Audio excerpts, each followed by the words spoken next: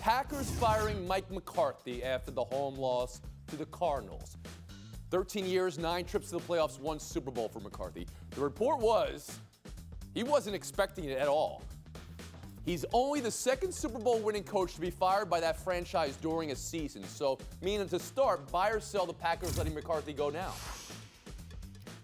I'm buying it. First, it was the right decision. I think most people agree at this point. His play calling has been a little bit unfairly criticized, but as a situational coach, he's made so many mistakes throughout the years, and it felt like the relationship between him and Rodgers had gotten to a point where it was time to move on. Now, some people have argued that this was an indignity, firing him in the middle of the season.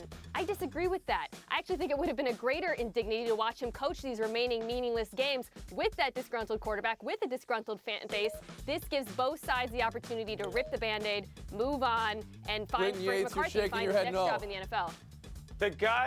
He's only second to the guy with his name on the stadium in terms of number of games coached. I think he deserved to get a season out in terms of his simple level of self-respect, not to mention what the message it sends to other people who might be trying to come in there. If you're thinking about this being your first coaching opportunity and you knew that the Packers got rid of a guy who's got that much experience and that many wins, I'm not sure I want to walk into that with Aaron Rodgers pouting all over the place. Oh, so you would pass up on the Green Bay position right now? No, what I'm saying is that if you know you're only going to get one chance at this job and you walk into a scenario that is that volatile, it might not work out and you might not get another.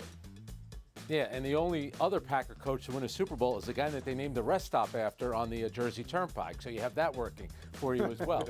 Here's the thing about Mike McCarthy. If you've decided you didn't want him to be your coach anymore, it's time to move on. But you have to look at Aaron Rodgers, some of the things he said, the body language, the way that he went about saying it.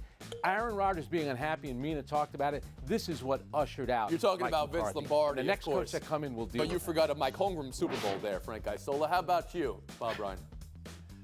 You stepped on my line in advance. Sorry, Bob. I'll give you the point back. Yeah. I didn't know Joyce Kilmer coached the Packers. Now, I'm a Jersey guy, exit 9, in case anybody wonders. All right, now, please. Let's talk sports. Right thing to do, because look, he was a DCW. We all knew it. Dead coach walking. They spared everybody concerned 4 tension-filled weeks and many miserable press conferences by letting him go now, getting him out of his misery. He knows he wasn't going to be there. He's a big boy. He's going to get paid. He'll get another job. He's in the network. No tears shed for him. Life has to go on. Because we went about 3 layers on the Jersey Turnpike, I just have time for Mina here. Come forward.